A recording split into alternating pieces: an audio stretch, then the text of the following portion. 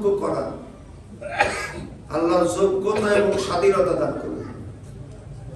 এই স্বাধীনতা ভোগ করে কারা মানুষের জন্য মানুষগুলি আল্লাহর জন্য নিবেদিত হবে, আল্লাহর জন্য এই পৃথিবীতে সৎকর্মশীল হবে, আল্লাহর জন্য মনুষ্যত্ববোধ জাগ্রত করবে, এখানেই মানুষের পরীক্ষা এবং এখানেই মানুষের সাফল্য এবং ব্যর্থতা। আল্লাহ সুবহানাহু ওয়া তাআলা এই জায়গাকে সামনে রেখে সূরা আল মুমিনুনের প্রথম 10টি আয়াতের মধ্যে মানুষের সাফল্যের বর্ণনা করলেন। সাফল্য এবং এই আয়াতটি যখন নাযিল হয় তখন হযরতে ওমর ফারুক রাদিয়াল্লাহু তাআলা আনহু কেবলমাত্র ইসলাম ধর্ম গ্রহণ করেছেন, আল্লাহর নবীর দরবারে বসে আছেন। এমত অবস্থায় আল্লাহর নবী অসুস্থতার ভাব শরীরের মধ্যে প্রকাশ পেল। ওমর রাদিয়াল্লাহু তাআলা আনহু তিনি বিচলিত হয়ে পড়লেন, না জানি কোন কঠিন অসুখ করেছে কিনা। হযরত আবু বকর সিদ্দিক রাদিয়াল্লাহু তাআলা আনহু তিনি বললেন যে না ওমর, এখানে বিচলিত হওয়ার কোনো কারণ নেই, এটা ওহী নাযিলের প্রভাব, ওহী অবতীর্ণ হওয়ার প্রতিক্রিয়া। কিছুক্ষণ পরে আল্লাহর নবী স্বাভাবিক যখন হলেন তখন বললেন, এইমাত্র আমার উপরে কোরআনের 10টি আয়াত নাযিল হয়েছে।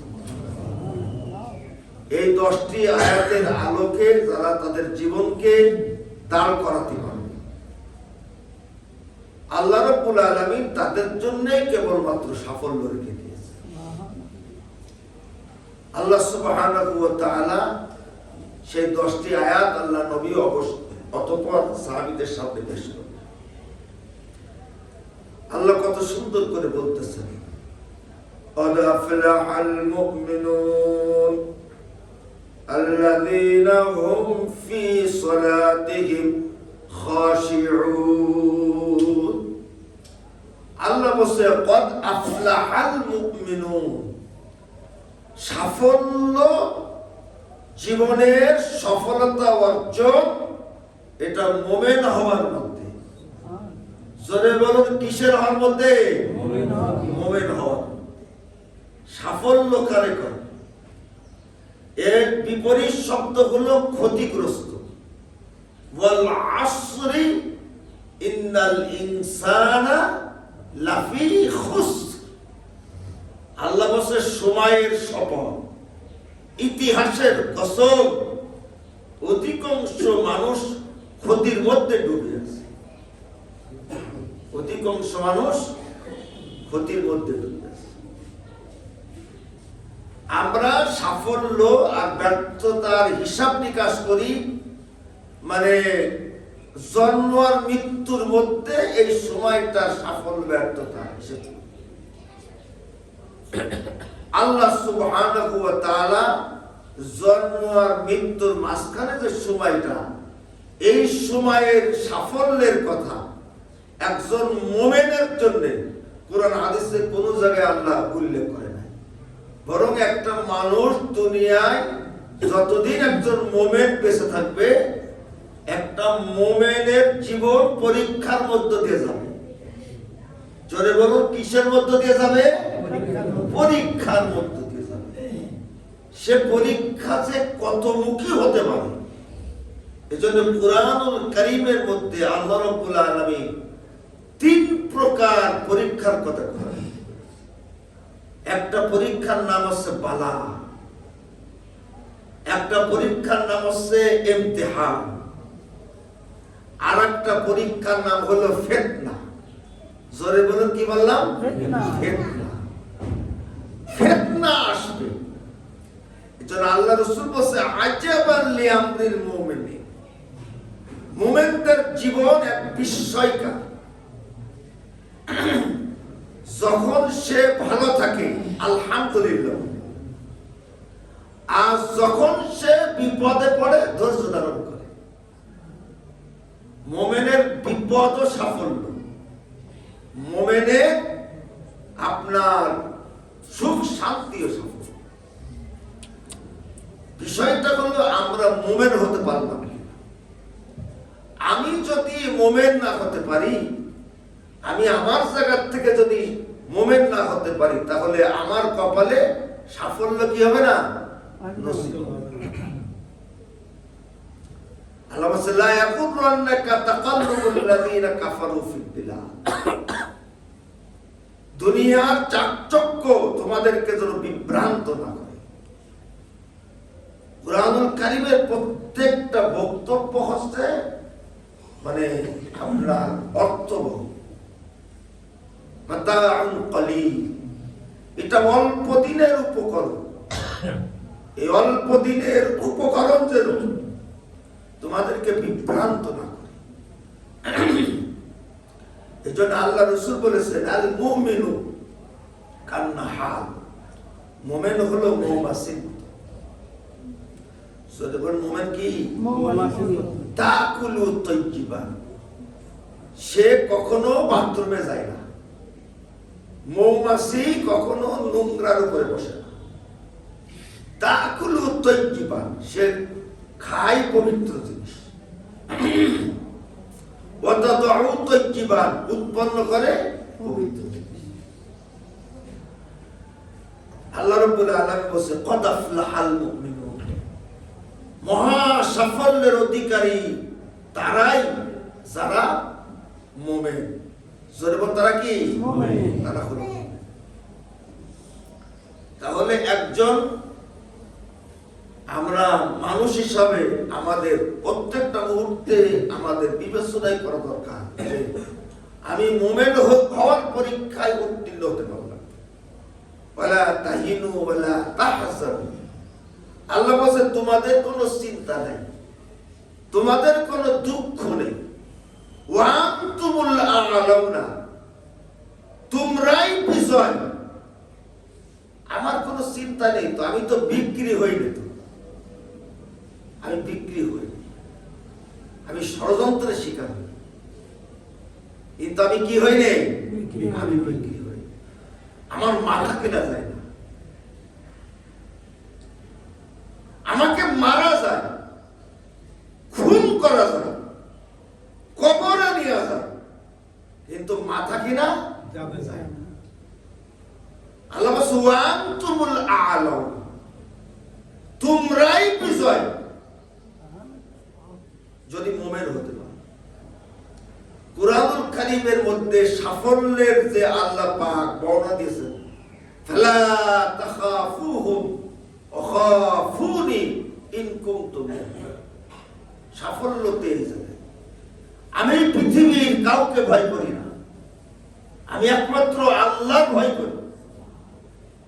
আমি এই পরীক্ষায় পাস করলাম কিনা।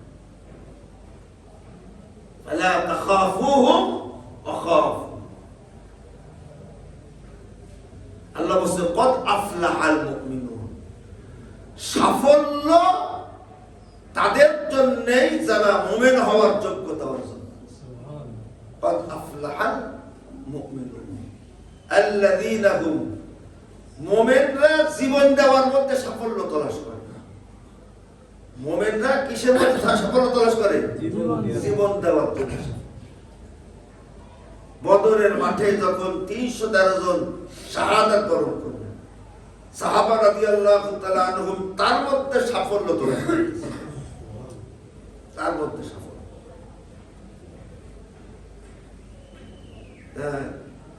৩১৩ জনের মধ্যে ১৪ জন শাহাদাত বরণ করলেন, আর ২৯৯ জন সাহাবী এসে বলছে, ইয়া রাসূলুল্লাহ, আমাদের কপাল কি এত খারাপ যে ইসলামের এই জিহাদে আমরা অংশগ্রহণ করলাম, আমাদের জীবনটা কবুল হইল না। আমাদের জীবনটা কি হইল না, কবুল হইল। আল্লাহর নবী তখন বললেন, ই'মালু মা শি'তুম লাকাদ গাফারাকুমুল্লাহ, তোমরা জীবন শাহাদাত বরণ করতে পারোনি, তা কি হয়েছে? আল্লাহ রাব্বুল আলামিন তোমাদের এমন একটা জীবন দান করেছে, এই যুদ্ধে অংশগ্রহণ করার জন্য আল্লাহ অগ্রিম মাফ করে দিয়েছে। লাকাদ গফার। কোন মানুষকে ক্ষতিগ্রস্ত করে আমি লাভবান হলাম, এটা আমার জন্য সাফল্য। আমি কোন ষড়যন্ত্রের অংশ হলাম না, এটাই হলো আমার সাফল্য। এজন্য আল্লাহ বলছে কদ আফলাহাল মুমিন, আল্লাহ বলছে সাফল্য লাভ করে ফেলেছে। এই জন্য পৃথিবীতে মুমিনদেরকে সবাই ভয় পায়। জোরে বলুন, কাদেরকে ভয় পায়? মুমিনদেরকে পায়। মুমিন, আমরা যদি মুমিন হতে চাই তাহলে দুনিয়া আমাদেরকে ভয় করে। আর আপনি যদি মানুষকে ভয় পান, দুনিয়া আপনার ভয় দেখাবে। দুনিয়া আপনারা কি করবে?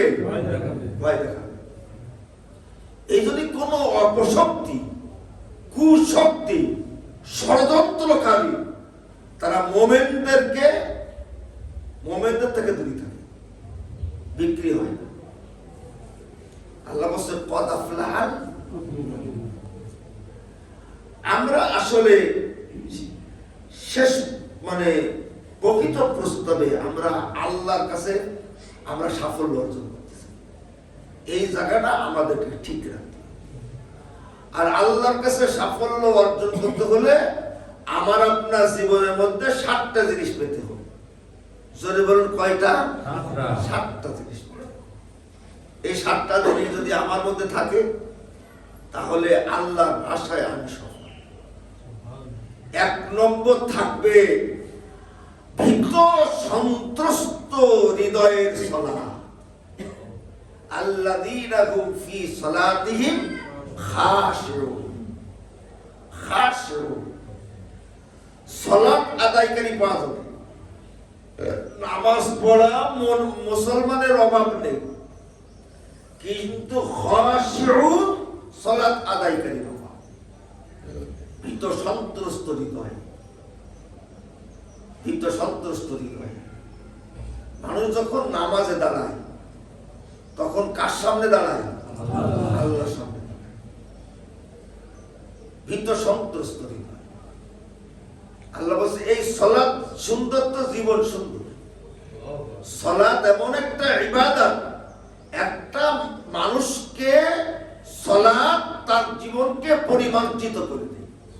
হ্যাঁ, তার জীবনটা কেমন হওয়া উচিত তার ট্রেনিং, তার প্রশিক্ষণ সালাতের মাধ্যমে দেওয়া। হাত উঁচু করতে হয় আগে সারেন্ডার, আমি আল্লাহর কাছে সারেন্ডার করব। এই যে হাত উঁচু করলাম, এদের কি বলে? তাকবীরে তাহরিম। জোরে বল, তাকবীরে তাহরিম। তাকবীরে তাহরিম মানে কি?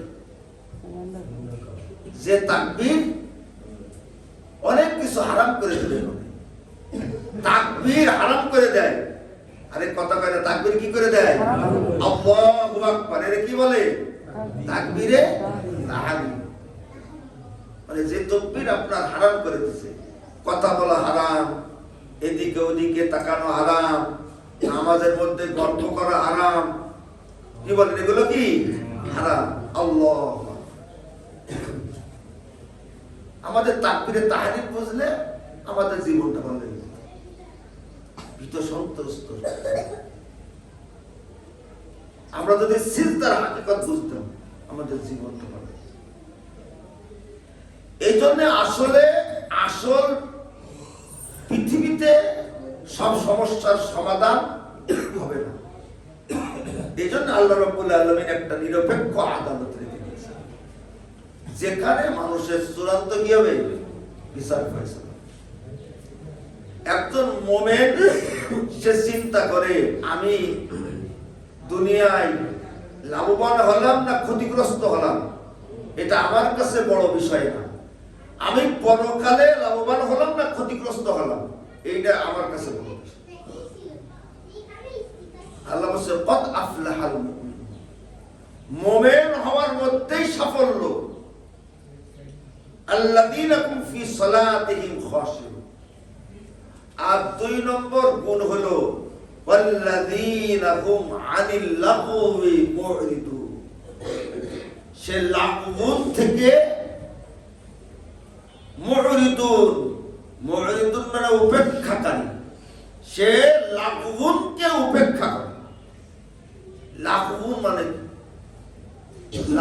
মানে হলো আপনার ওয়াইদা সামিউল লাগওয়া আ'রাদু আনহু ওয়া ক্বালু লানা আ'মালুনা ওয়া লাকুম আ'মালুকুম সালামুন আলাইকুম লা নাবতাগিল জাহিল। ওয়াইদা মাররু বিল লাগwi, কোরআনের মধ্যে অনেক আয়াতের মধ্যে লাগবুনের ব্যাখ্যা করেছে। লাগবুন অশ্লীল কথা, বাজে কথা, না জেনে কথা, গুনাহ, লাগবুন, ষড়যন্ত্র, এর নাম হচ্ছে লাগবুন। ওয়াল্লাযীনা হুম আনিল লাগwi মুরিদুন, আল্লাহ বলেন ওয়াইদা সামিউল লাগওয়া আ'রাদু আনহু, তোমরা তখন ষড়যন্ত্র, লাগবুন মানে দেখবে, তখন আ'রাদু আনহু, তার থেকে তুমি আলাদা হয়ে যাও। কাইলানা আমালুনা ওয়া লাকুম আমালু, আমি আমার আমল নিয়ে থাকি, তুমি তোমার আমল নিয়ে থাকো। তার মানে হলো সে কখনো বাজে কাজ, অন্যায় কাজ, অপরাধমূলক কাজ, সমালোচনামূলক কাজ, এই কাজের সাথে তারা কি হয় না, জড়িত হয় না। তাদের চিন্তা পরিষ্কার, মন পরিষ্কার, দৃষ্টিভঙ্গি পরিষ্কার, চলে পরিষ্কার। আমরা যেভাবে মোমেন, একজন মোমেন দুনিয়ায় চলতে চাই, পৃথিবীটা কিন্তু অত সহজ না। পৃথিবীটা অত সহজ। এজন্য যুগে যুগে 3টে শক্তি ইসলামের পথে বাধা হয়েছে। জোরে বল, কয়টা শক্তি? 3টা শক্তি মোমেনদেরকে সহ্য করতে পারে না, ইসলামকে সহ্য করতে পারে না। একটা হলো মানে ধর্মীয় ধর্মশক্তি, ওরে কি বলে, আহবার রুহবান। আহবার রুহবান ধর্মীয় আলেম ইসলামের পথে বাধা। আল্লাযীনা ইয়াকুলুনা আহবার রুহবান লা ইয়াকুলুনা আমওয়ালান নাস বিল বাতিল। আল্লাহ বলছে ধর্মীয় আলেমকে কোরআনের ভাষায় বলা হয় আহবার এবং রুহবান, যারা অবৈধ পন্থায় টাকার মালিক হয়। লা ইয়াকুলুনা আমওয়ালান নাস বিল বাতিল, বাতিল মানে কি, বাতিল পন্থায় টাকার মালিক হয়। এইরকম কিছু যুগে যুগে ধর্ম আলেম থাকে, তাদের টাকা হালাল হারাম কোনো পার্থক্য করে না। এরা হলো ষড়যন্ত্রকারী, ইসলামী শক্তি। আর 2 নম্বর হলো রাষ্ট্র শক্তি। যদি বলেন কি শক্তি? রাষ্ট্র শক্তি। রাষ্ট্র শক্তির হাত যে কত দূর চিন্তা করা হবে। রাষ্ট্র শক্তি।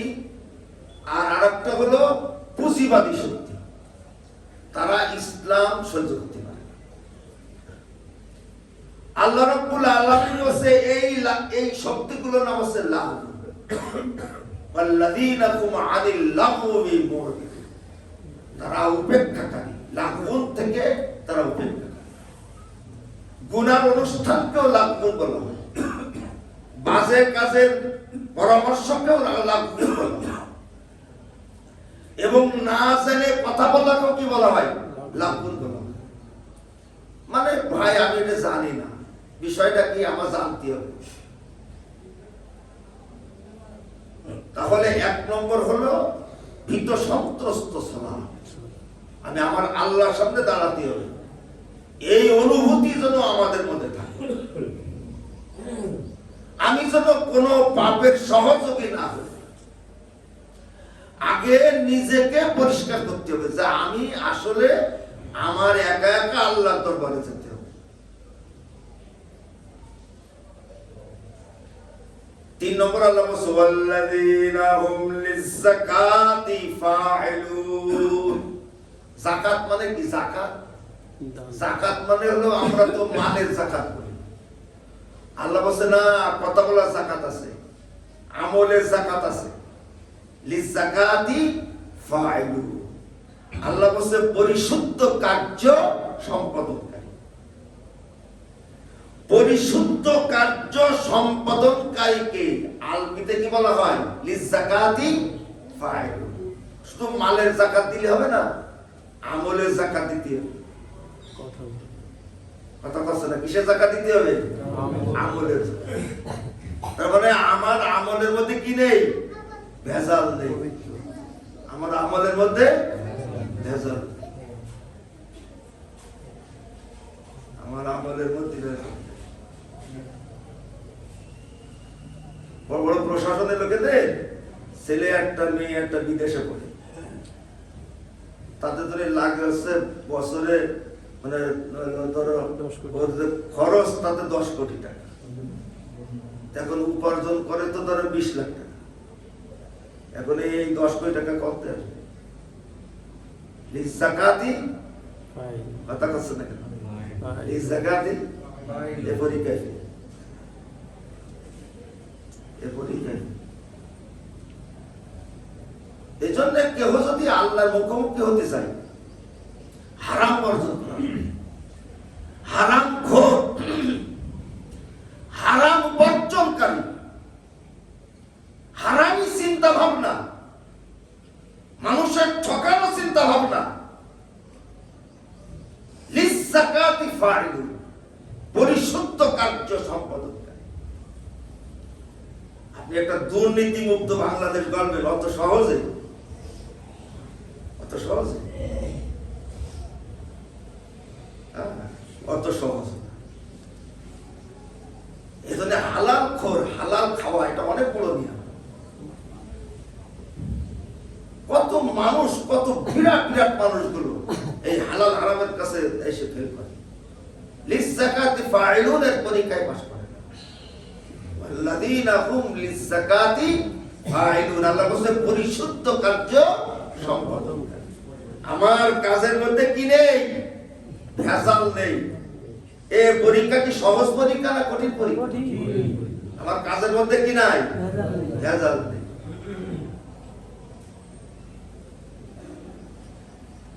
একজনের ওই যে ছেলের জন্ম বৃত্তান্ত, কি বৃত্তান্ত?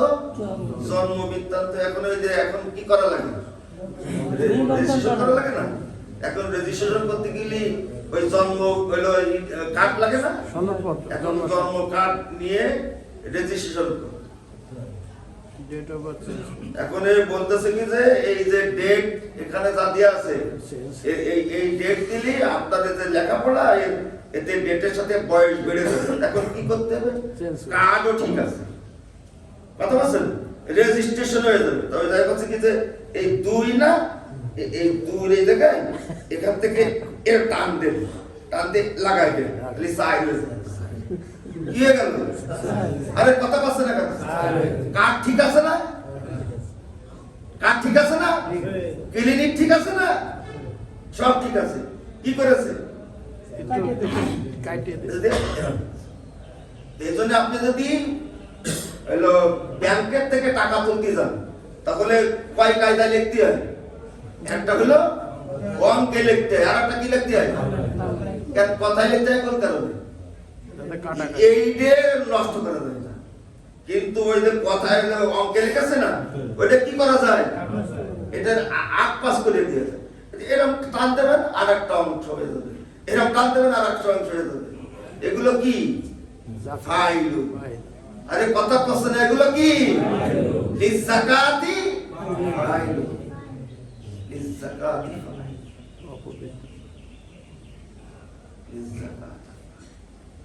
ওয়াল্লাযীনা হুম লিযাকাতি ফাইলুন।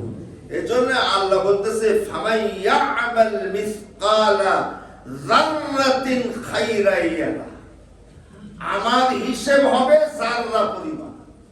জোরে বল, আমার হিসাব কি পরিমাণ হবে? যাররা পরিমাণ।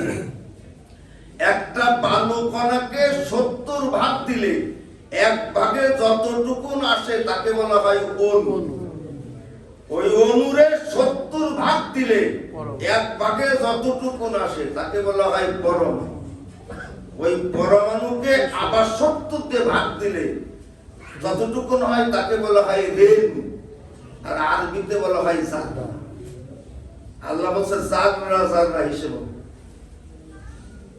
কর্মের হিসেবে ফামান ইয়ামাল মিসকালা যাররাতিন খাইরান ইয়ারা যাররাতিন শাররান ইয়ারা।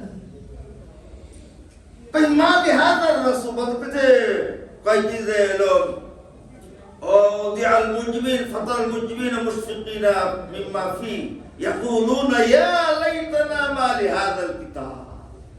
এই আমল কেমন আমল, লা ইউগাদিরু সগীরাতান ওয়ালা কাবীরাতান।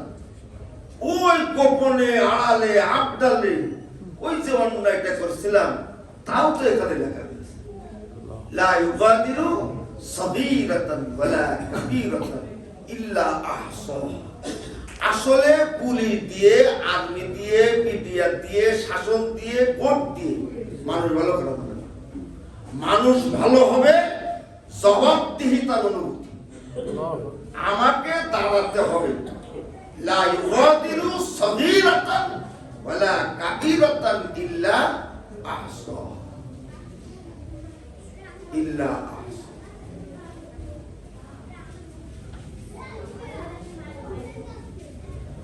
এজন্য হকের উপরে টিকে থাকা অত সহজ না। হঠাৎ করে জীবন দিয়ে যায়, কিন্তু তিলে তিলে অসহজ জ্বালাশ হয়ে সত্যের উপরে টিকে থাকা, হকের উপরে টিকে থাকা, হালালের উপরে টিকে থাকা, অন্যায় থেকে বেঁচে থাকা অত সহজ না। আর পরীক্ষা হলো এতটুকু। আল্লাহ বলছে ওয়াল্লাযীনা হুম লিয-যাকাতি ফাইলুন। কর্মের হিসাব দেওয়া লাগবে, বেরেনের যাকাত দিতে হবে। বেরেনটা তো আল্লাহর নিয়ামত। আপনি আল্লাহ দিয়া নিয়ামত আপনি কোন জায়গায় ইনভেস্ট করবেন, এর নাম হলো যাকাত। যাকাত হলো 4 প্রকার। 1 নম্বর যাকাত হলো বিশ্বাসকে শুদ্ধ করা। জোরে বল কি করা? বিশ্বাসকে কি করা? শুদ্ধ করা। বিশ্বাসের মধ্যে ভেজাল, তার মানে ওর বিশ্বাস না পায়। ইন্নামাল মুশরিকিনা নাজাসুন। আল্লাহ বলছে মুশরিকরা হলো অপবিত্র, কারণ তাদের বিশ্বাস শুদ্ধ না। যাদের চিন্তা অশুদ্ধ, যাদের দৃষ্টিভঙ্গি অশুদ্ধ, যাদের লক্ষ্য উদ্দেশ্য অশুদ্ধ, তাদের কর্ম তো শুদ্ধ হবে না। আগে শুদ্ধ হতে হলে আগে শুদ্ধ মানুষ প্রয়োজন। সমাজ যদি শুদ্ধ করতে হয়, রাষ্ট্র যদি শুদ্ধ করতে হয়, আগে কিসের প্রয়োজন? শুদ্ধ মানুষের প্রয়োজন। শুদ্ধ মানুষের প্রয়োজন। বড় বড় চেয়ারে সব জানোয়াররা বসে রয়েছে, আপনি সমাজ শুদ্ধ করবেন কিভাবে? অত সহজে এই চেয়ারের থেকে নাড়ানো অত সহজ। এজন্য যদি রাষ্ট্র শক্তি কখনো ইসলামকে সহ্য করতে পারে না, কি শক্তি? রাষ্ট্রীয় অপশক্তি ইসলামকে সহ্য করতে। জান্নাতে যাওয়ার 7টা গুণ, তার মধ্যে আপনার কর্ম শুদ্ধতার পরীক্ষায় পাস করতে হবে, আপনার কাজের শুদ্ধতার পরীক্ষায় পাস করতে হবে, দায়িত্বের শুদ্ধতার পরীক্ষায় পাস করতে হবে, আপনার চেয়ারের শুদ্ধতার পরীক্ষায় পাস করতে হবে। এত বড় একটা লাক্সারি জীবন দেবে আপনার, আপনি বৃদ্ধ হবেন না, কোনো ঠান্ডা লাগবে না, জ্বর হবে না, কাশি হবে না। আল্লাহ বলেন না লাগবে গুণ 7টা, তার মধ্যে একটা গুণ হচ্ছে কর্মশুদ্ধ হবে পরীক্ষায়। এজন্য হাসরের মাঠে অনেক সাধারণ মানুষ দেখা যাবে যে পাশ করে গেছে। কিয়ামতের মাঠে 500 বছর আগে গরিবরা জান্নাতে ছিল, মানে একজন ধনী আর একজন গরিব, দুইজন জান্নাতের পরীক্ষায় পাস। তা গরিব হচ্ছে 500 বছর আগে চলে যাবে, ওর মালের হিসেব নেই তো, কথা বলেন নাই, মালের হিসেব নেই তো। কর্মের সত্যতার পরীক্ষায় পাস করতে হবে। ইস্তিগফার, ইস্তিগফার, কর্ম সত্যতার পরীক্ষা। আপনি সারা জীবন কার কতটুকু কাটি দিয়েছেন, কোন জায়গায় কি করেছেন, আর আপনার কর্মের কারণে যদি হকগুলি বাদ নষ্ট হয় তাহলে তওবার রাস্তা নেই। তওবা করলে আল্লাহর হক মাফ হয়, তওবা করলে বান্দার হক মাফ হয় না। বান্দার হক পরিশোধ করতে হবে। লিযাকাতি ফাইল 4 নম্বর গুণ হচ্ছে ওয়াল্লাযীনা হুম লিফুরুজিহিম হাফিজুন। চরিত্র হেফাজত করা সহজ ব্যাপার না। চরিত্র হেফাজত করা এক নারীতেই খুশি, অত সহজ। এটা ছোট পরীক্ষা না বড় পরীক্ষা? লিফুরুজিহিম হাফিজুন, এই পরীক্ষায় পাস করবে।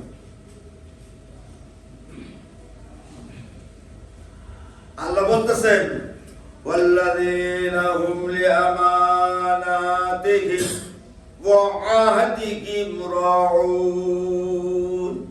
ওয়াল্লাযীনা হুম লিআমানাতিহিম, মুমিনদের 5 নম্বর গুণ হলো আমানত খেয়ানত করে না। জোরে বলেন, কি করে না? আমানত খেয়ানত করে না। লা তাখুনুল্লাহ, আল্লাহর আমানত খেয়ানত করবে না। ওয়া তাখুনুর রাসূল, রাসূলের আমানত খেয়ানত করবে না। ওয়া তাখুনু লা তাখুনুল্লাহ ওয়ার রাসূল ওয়া তাখুনু আমানাতিকুম, তোমাদের মধ্যে পরস্পর আমানত খেয়ানত করবে না। জান্নাতে যাওয়ার একটা বড় গুণ হলো কি খেয়ানত করবে না? আমানত খেয়ানত করবে। এখন আমানত করে পরীক্ষার্থী লিখিত খাতায় নম্বর দেয়, এটা কি? আরে কথা কষ্ট না। এই যে সনদ, সার্টিফিকেট দেওয়া, ডাক্তার এটা সনদ দিল না, এটা কি? এটা আমানত। প্রত্যেকটা সিয়ার এক একটা আমানত। আল্লাহ বলেছে ইন্নাল্লাহা ইয়া'মুরুকুম আন তু'আদ্দুল আমানাতি ইলা আহলিহা, উপযুক্ত ব্যক্তি তার প্রাপ্য বুঝিয়ে দাও। যে যার প্রাপ্য তা বুঝিয়ে দেওয়ার নাম কি? আমানত। কত প্রকার মানুষের আমানত খেয়ানত করেছে, কোনো হিসেব আছে আপনার কাছে? এখন অনেক আমানত খেয়ানতকারী, আমরা তো 3 বার করে আসলাম। সিয়ারা সবিয়া দাড়ি টুপি দেখে তো বোঝা যাচ্ছে না, কিন্তু আমার আমলনামায় কি লেখা আছে? ফামাই ইয়ামাল মিসকালা যাররাতিন খাইরান যাররাতিন শাররা। এজন্য আমি বলি যে কুনাকুনি জান্নাতে যাওয়ার লাইন আছে। আল্লাহর জান্নাতে যাওয়ার কি লাইন আছে? কুনাকুনি আছে। আমি খারাপ কাজ করিও না, আমি খারাপ কাজে সহযোগিতা করি না, আমি কোনো অন্যায় কাজে সহযোগিতা করি না, আর অন্যায় কাজ করি না। আমি মানুষের উপকার করতে পারি না, কিন্তু ক্ষতি করি না। এটা হলো সোজা রাস্তা, কথা পায় না? মানুষের উপকার করতে পারি না, কিন্তু মানুষের কি করি না? ক্ষতি করি না। আমার দ্বারা কারোর ক্ষতি হয় না। এটা হলো জান্নাতে যাওয়ার সোজা রাস্তা।